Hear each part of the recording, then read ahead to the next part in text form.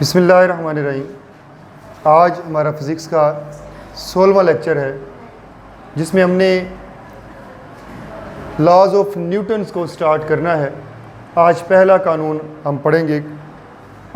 Newton ने किसी भी जिस्म की हरकत के मुतल्लिक 3 तरह के कानून दिए जिनमें हम उनको Newton's first law of motion, second law of motion या थर्ड लॉ ऑफ मोशन के नाम से याद रखते हैं।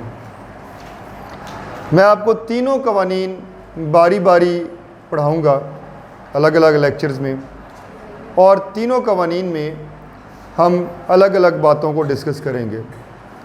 याद रखने के लिए पहले कानून में हम एक बात पढ़ेंगे, दूसरे कानून को हम 2 हिस्सों में डिवाइड कर देंगे और तीसरे कानून को 3 हिस्सों में डिवाइड कर देंगे कि जब भी पेपर के लिए या टेस्ट के लिए आपको पहला कानून करना पड़े या दूसरा कानून करना पड़े या तीसरा कानून करना पड़े तो आपको याद हो कि अगर दूसरा कानून पढ़ रहा हूँ तो 2 बातों को इसमें लिखूँगा या डिस्कस करूँगा, या तीसरा कानून पूछ लिया गया है तो 3 हिस्से जो हैं उनको मैंने लिखना है।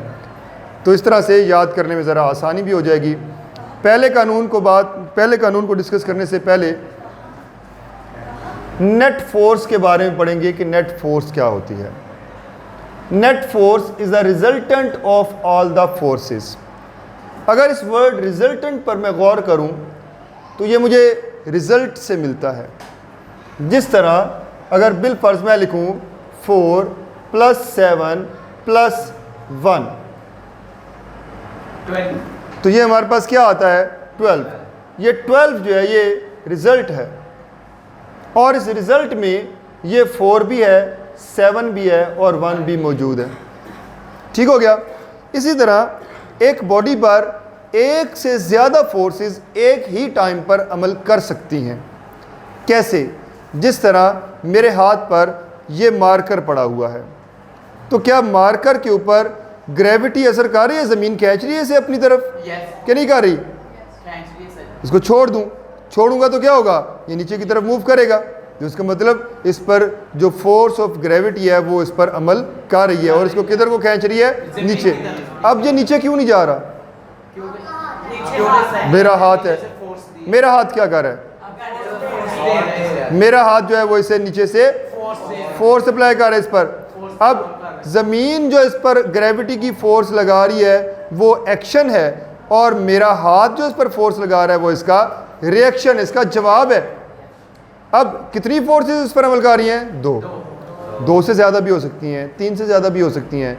तो आप एक जिस्म पर अमल करने वाली तमाम फोर्सेस को सम अप कर लें, ऐड कर लें, उनका रिजल्टेंट निकाल लें, तो जो रिज़ल्ट निकलेगा या जो रिजल्टेंट फोर्स होगी वो हमारे पास नेट फोर्स कहलाती है।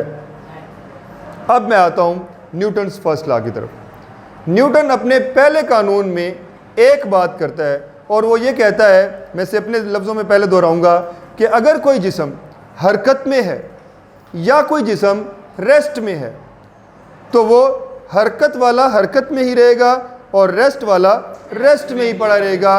कब तक? जब तक उस जिस्म पर कोई नेट फोर्स अमल ना करे। कौन सी फोर्स अमल ना करे? अगर मेरे पास ये मार्कर है और मैं इसको यहाँ रख जाता हूँ तो ये यहाँ ही पड़ा रहेगा।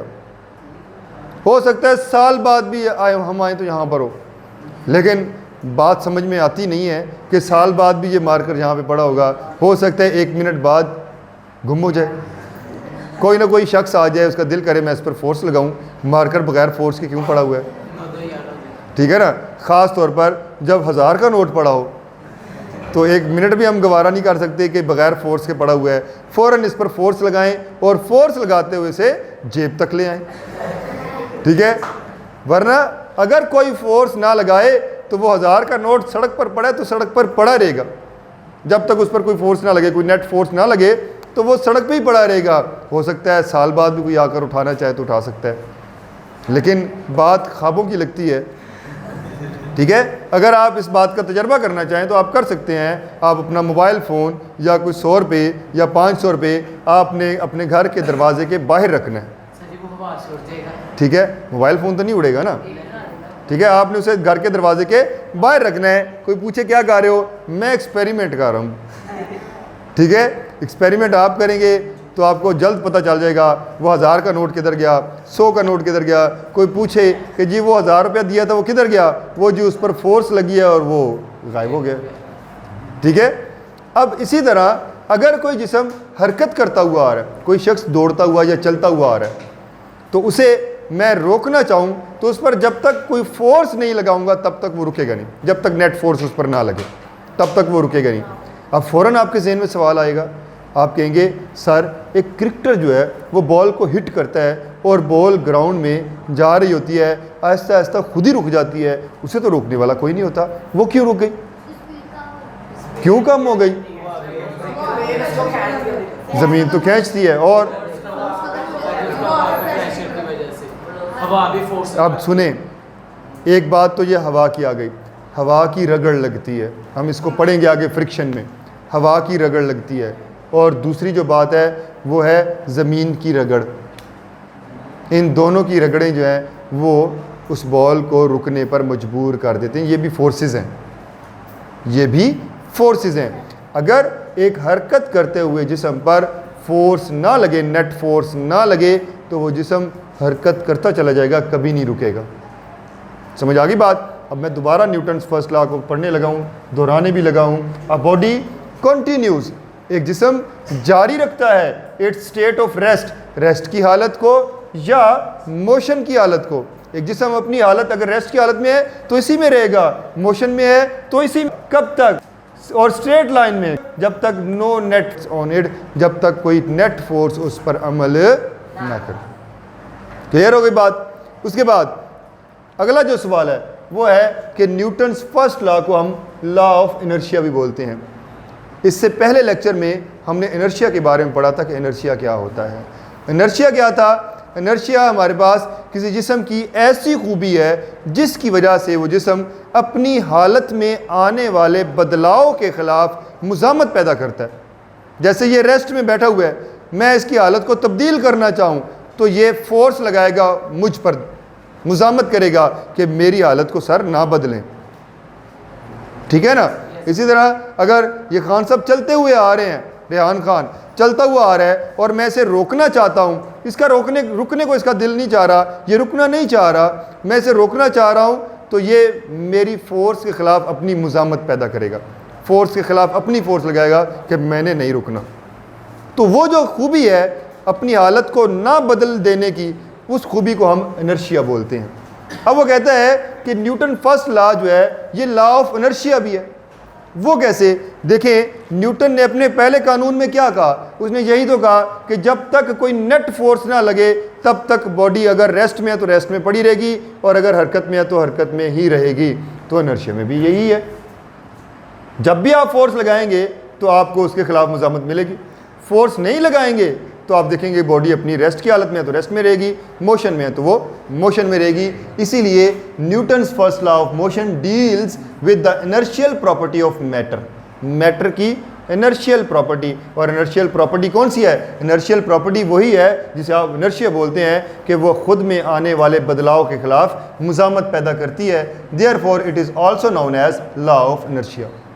अब लास्ट एक क्वेश्चन है,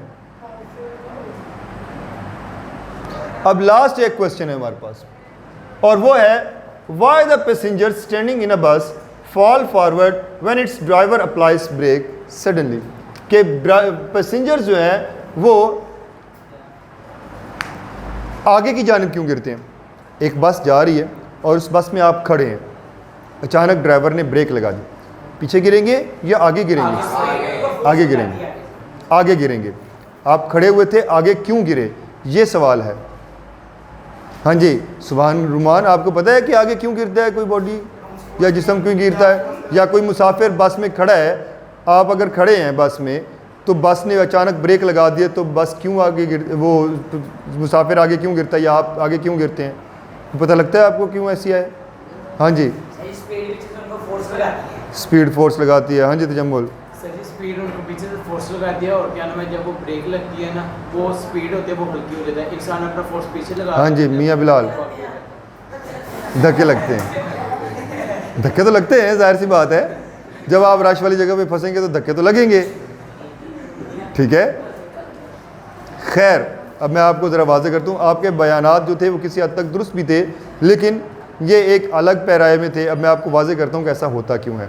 देखें, अगर ये मेरा हाथ बस का फ्लोर है या फ़र्श है, इस पर ये सुभान रुमान खड़ा है, ठीक है, और जहाँ से मैंने इस मार्कर को पकड़ा हुआ है उससे नीचे इसकी टांगें हैं और उससे ऊपर उसका बाकी जिस्म है। टांगों का हिस्सा, बल्कि ये समझ लें इसके घुटने हैं। क्या है? इसके घुटने हैं। अब जब ये बस के ऊपर खड़ा है, बस के फर्श पे खड़ा है और बस जा रही है, तो इसका ये जो नीचे वाला हिस्सा है वो बस के साथ अटैच है, ठीक है। घुटनों तक का हिस्सा बस के साथ अटैच है, और घुटनों का ऊपर वाला हिस्सा जो है वो फ्लेक्सिबल है, वो आगे पीछे आ सकता है इस जोड़ की वजह से, ठीक हो गया। अब जाते हुए जैसे ही ड्राइवर ने अचानक ब्रेक लगाई तो ये नीचे वाला हिस्सा तो बस के साथ अटैच था, ऊपर वाला हिस्सा अटैच नहीं था, ठीक है। जैसे ही ब्रेक लगी, नीचे वाला हिस्सा बस के साथ ही रुक गया, ऊपर वाला हिस्सा ना रुका और वो आगे गिर गया। दोबारा देखें कि नीचे वाला हिस्सा जो था वो बस के साथ अटैच था, और जो ही ड्राइवर ने ब्रेक लगाई, नीचे वाला हिस्सा रुक गया। ये नीचे वाला हिस्सा चूंकि अटैच था, ये तो रुक गया, और ऊपर वाला हिस्सा अटैच नहीं था, वो अपने इनर्शिया की वजह से आगे गिर गया। समझ आ गई बात? इसी तरह एक और मिसाल है कि बस की छत पर बैठा शख्स या बस में खड़ा हुआ मुसाफिर जब बस जाते हुए अचानक शार्प टर्न ले, अचानक से तेज़ी से मोड़ काटे, तो मुसाफिर किधर को गिरता है? बाहर की जानिब, ठीक है। जैसे ही मोड़ काटे, कई दफ़ा आप सफ़र कर रहे होंगे, अचानक मोड़ काटना पड़ जाए तो आपको इस तरह आप ऐसे हो जाते हैं खिड़कियों में बैठे हुए। वो क्या होता है? आप बाहर की जानिब क्यों गिरते हैं? देखें, आप बैठे हैं या आप खड़े हैं, उसी तरह आपका नीचे वाला हिस्सा जो है वो बस के साथ अटैच है। बस जैसे ही शार्प टर्न लेगी तो आपका नीचे वाला हिस्सा तो टर्न ले रहा होगा, ऊपर वाला हिस्सा फ्लेक्सिबल होगा, वो आपके मोमेंटम की वजह से बाहर गिरेगा, क्योंकि आपका पूरा जिस्म मोमेंटम के तहत स्ट्रेट लाइन में आगे की जानिब हरकत कर रहा था। बस ने शार्प टर्न लिया और आपका मोमेंटम किधर को जाना चाह रहा था? आगे की जानिब, तो इसलिए महसूस ये होता है कि आप बाहर गिर रहे हैं, ठीक हो गया। अब मैं आपको इनके निशानात लगवा देता हूँ कि कहाँ से कहाँ तक करना है, फिर आप इसे तैयार कर लीजिएगा। शुक्रिया।